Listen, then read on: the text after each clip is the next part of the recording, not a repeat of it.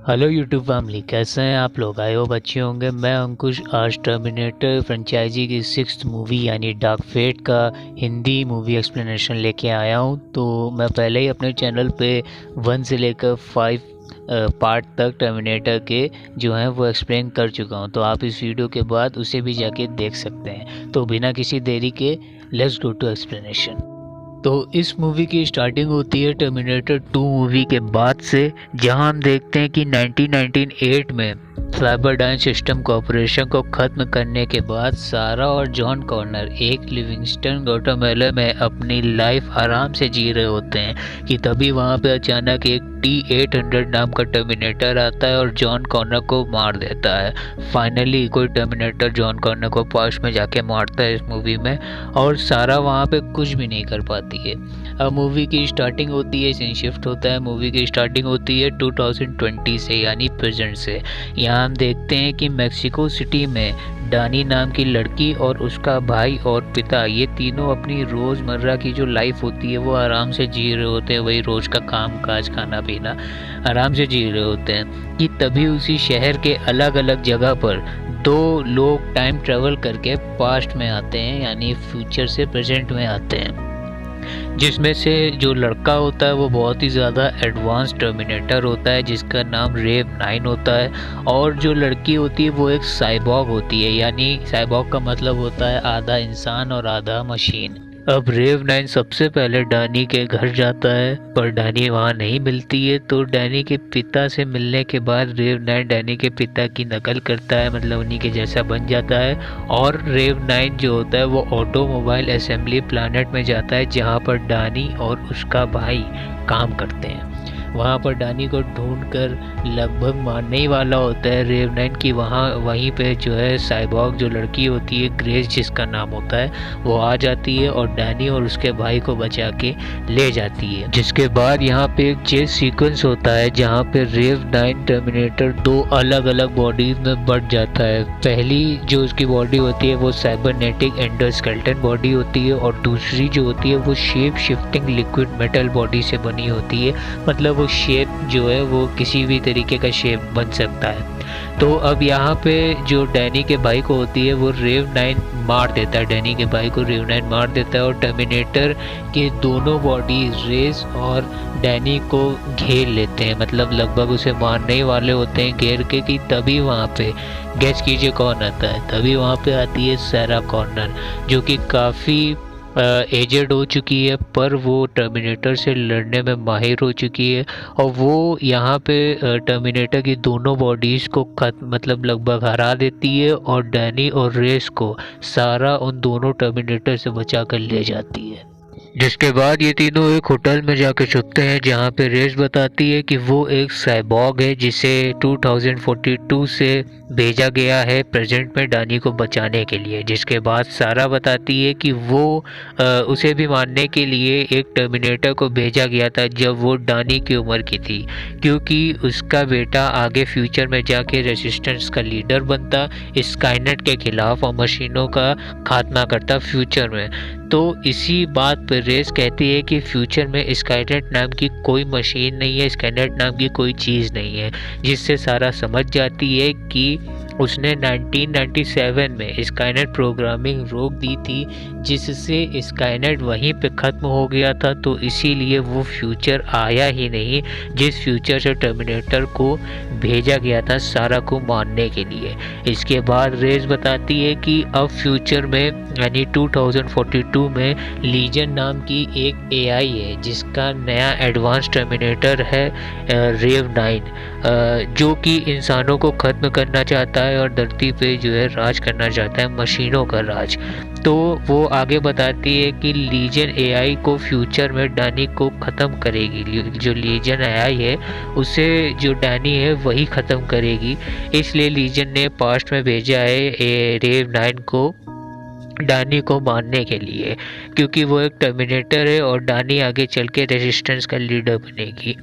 तो डानी को बचाना उसका एक मकसद होता है, उसका एक पास्ट में, इसीलिए उसे भेजा गया है ग्रेस को डानी को बचाने के लिए। जिसके बाद सारा बताती है कि जॉन की मौत के बाद हर साल उसे एक इनक्रिप्टेड मैसेज आता है जिसमें हर साल फ्यूचर से आने वाले टर्मिनेटर की लोकेशन होती है, जिसके साथ लिखा होता है जॉन के खातिर। और बस जॉन की मौत के बाद सारा उसी लोकेशन पर जाती है और टर्मिनेटर को टर्मिनेट करती है, यानी मारती है। जिसके बाद ग्रेस उसी सारा के मैसेज को देखती है तो सारा के मैसेज का वो पता लगा लेती है अपने जो, क्योंकि वो एक साइबॉर्ग है, आधी मशीन आधी इंसान, तो वो आधी मशीनी ताकत से उस लोकेशन का पता लगाती है। और वो जो लोकेशन होती है वो टेक्सास में होती है, तो वो सब वहीं जाने के लिए तैयार होते हैं फिर। जिसके बाद ग्रेस बताती है सारा को कि फ्यूचर से जब वो पास्ट में आने जा रही थी तो उसके कमांडर ने इसी लोकेशन पे उसे मदद के लिए जाने को कहा था जहाँ से सारा को मैसेज आ रहा है, यानी टेक्सास से। तो सारा, ग्रेस और डानी ये तीनों टेक्सास जाने की तैयारी करने लगते हैं। जिसके बाद वो तीनों गैर कानूनी तरीके से बॉर्डर पार करने की, टेक्सास जाने की कोशिश करते हैं, जहां पर रेव 9 जो होता है वो वहीं की आर्मी को बता देता है, जिससे सारा, ग्रेस और डानी को आर्मी पकड़ लेती है और पुलिस स्टेशन में बंद कर देती है, जहां पर रेव 9 टर्मिनेटर भी आ जाता है धोखे से और सबको मारने लगता है डानी, ग्रेस और सारा को ढूंढने के उसमें। तभी वहाँ पे ये तीनों जो होती हैं वहाँ से एक हेलीकॉप्टर की मदद से भाग जाती हैं और रेव 9 उन्हें पकड़ नहीं पाता है। जिसके बाद ये तीनों लोकेशन पे जाते हैं जहाँ से सारा को मैसेज आ रहे होते हैं। वहाँ पे जाने के बाद पता चलता है कि वो मैसेजेस टर्मिनेटर मॉडल 101 जो कि अर्नोल्ड श्वार्ज़नेगर होते हैं वो सारा को भेजता था। और मैं आपको बता दूं कि ये वही टर्मिनेटर है जिसने जॉन कॉर्नर को सारा के सामने मार दिया था, जिसको देखने के बाद सारा टर्मिनेटर 101 को मारने की कोशिश करती है, पर ग्रेस और डानी उसे रोकते हैं, समझाते हैं कि उन तीनों को अभी उस टर्मिनेटर की ज़रूरत है, यानी 101 की, अर्नोल्ड वाले की। तो सारा, डानी और ग्रेस को टर्मिनेटर 101 बताता है कि जॉन को मारने के बाद उसका कोई टारगेट नहीं था, उसकी ज़िंदगी में कोई लक्ष्य नहीं था, जिसके बाद उसने ह्यूमन लाइफ को सीखने का फैसला किया और एक औरत का पति बना जिसका एक बेटा भी होता है। ह्यूमन लाइफ समझने के बाद उसने अपना नाम कार्ल रखा है, जिसके बाद कार्ल बताता है कि उसे ह्यूमन बनने के बाद ये महसूस हुआ कि उसने सारा की लाइफ से क्या छीना है, जिसकी माफ़ी के तौर पे वो सारा को आने वाले टर्मिनेटर का पता दे के सारा के मन में एक उम्मीद जगाता था, वो भी जॉन के खातिर। जिसके बाद कार्ल कहता है कि अब वो सारा, ग्रेस और डानी की मदद करेगा रेव 9 को हराने, यानी उसे खत्म करने के लिए। और ये कार्ल का खुद का फैसला होता है, यानी अब सारा उसे रोक भी नहीं सकती इस फैसले के लिए। जिसके बाद सारा अपने एक दोस्त से EMP यानी इलेक्ट्रिक मैग्नेटिक पल्स मंगवाती है कि तभी वहाँ पर रेव 9 उनका पता लगा के वहाँ पे आ जाता है और उन सब पे हमला करने लगता है। कि तभी वहाँ पे कार्ल, सारा, डानी और ग्रेस वहाँ पे एक एरोप्लेन में भागते हैं कि वहीं पे उनके पीछे रेव 9 भी हेलीकॉप्टर से उनका पीछा करने लगता है। और वहाँ पे एक बहुत ही ज़्यादा अमेजिंग चेस सीन होता है और एक्शन सीन होता है, जिससे कि रेस, सारा और डानी एक पैराशूट की मदद से प्लेन से भाग जाते हैं और वहीं पे कार्ल और रेव 9 जो दोनों होते हैं वो, ये दोनों टर्मिनेटर जो हैं वो प्लेन के साथ क्रैश हो जाते हैं। जिसके बाद वो सब एक हाइड्रो इलेक्ट्रिक प्लांट में जाते हैं। कार्ल, सारा और ग्रेस ये तीनों डानी को एक चारा बनाते हैं ताकि डानी के पीछे रेव 9 टर्मिनेटर आए और वो तीनों रेव 9 को वहीं पे ख़त्म कर दें। और यहीं पे ऐसा होता भी है। रेव 9 डानी का पीछा करते करते उन तीनों के बीच में आता है, जहाँ पे एक बहुत ही ज़्यादा अमेजिंग फाइट सीन देखने को मिलता है यहाँ पर। जिसके बाद कार्ल और ग्रेस मिलकर रेव 9 को एक टरबाइन मशीन में डाल देते हैं, जिससे कि एक ब्लास्ट होता है जिसमें ग्रेस काफ़ी घायल हो जाती है और कार्ल एक समय के लिए टेम्परेरी स्विच ऑफ हो जाता है, हर मूवी की तरह। आपने अगर मेरी पहले मूवी की टर्मिनेटर्स का एक्सप्लेनेशन देखा होगा तो आपको पता होगा कि हर मूवी में लास्ट में जो है कोई ना कोई ऐसा इंसिडेंट हो ही जाता था जिसमें जो अर्नॉल्ड वाला टर्मिनेटर होता है वो टेम्परेरी स्विच ऑफ हो जाता था।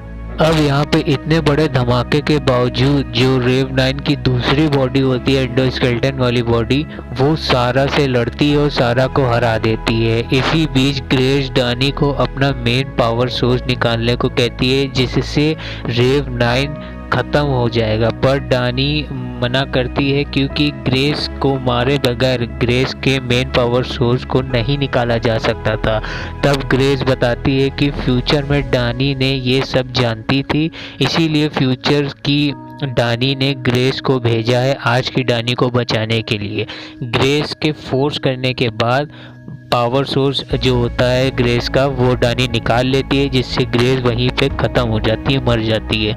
गुस्से में डानी को भी लड़ना नहीं आता है अभी, तो इसीलिए वो जो है जब रेव 9 से लड़ने जाती है तो वो उसके हाथ से जो है लड़ते लड़ते पावर सोर्स गिर जाता है। बस वहीं पे डानी को मारने ही वाला होता है रेव 9 कि तभी वहाँ पे कार्ल जो होता है अपने आप को रिस्टार्ट करके ऑनलाइन लाता है और रेव 9 को अपने साथ एक गड्ढे में गिराकर ग्रेस के पावर सोर्स का इस्तेमाल करता है, जिससे रेव 9 तो ख़त्म हो रहा होता है पर उसी में कार्ल भी ख़त्म हो रहा होता है, जिससे कार्ल समझ जाता है कि उसे भी मरना पड़ेगा अगर रेव 9 को मारना है तो मरने से पहले वो सारा की आंखों में देखता है और कहता है जॉन के खातिर, जिसके बाद उसी गड्ढे में जो ग्रेस का मेन पावर सोर्स होता है वो पूरी तरीके से अपनी एनर्जी को रिलीज करने लगता है, जिसमें रेव 9 के साथ साथ कार्ल भी ख़त्म हो जाता है। जिसके बाद सीन शिफ्ट होता है जहां पर हम देखते हैं कि सारा और डानी एक मैदान में जाते हैं जहां पर वो एक 10 साल की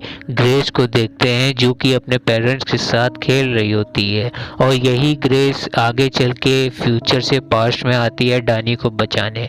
जिसके बाद सारा डानी को एक चेतावनी देती है और वो जो सारा होती है वो डानी से कहती है कि उसे तैयार होना होगा क्योंकि उसे तैयार होने की ज़रूरत है आने वाले फ्यूचर के लिए, और मूवी की यहीं पे एंडिंग भी हो जाती है। तो वीडियो कैसी लगी कमेंट में ज़रूर बताइएगा, वीडियो को लाइक कीजिएगा, चैनल को सब्सक्राइब कीजिएगा जिससे मुझे मोटिवेशन मिलेगी और मैं इसी तरीके की और भी वीडियोज़ को अपने चैनल पर कंटिन्यू कर पाऊँगा। तो मिलता हूँ अगली वीडियो में, नई वीडियो लेके आता हूँ, तब तक के लिए गुड बाय फ्रेंड्स।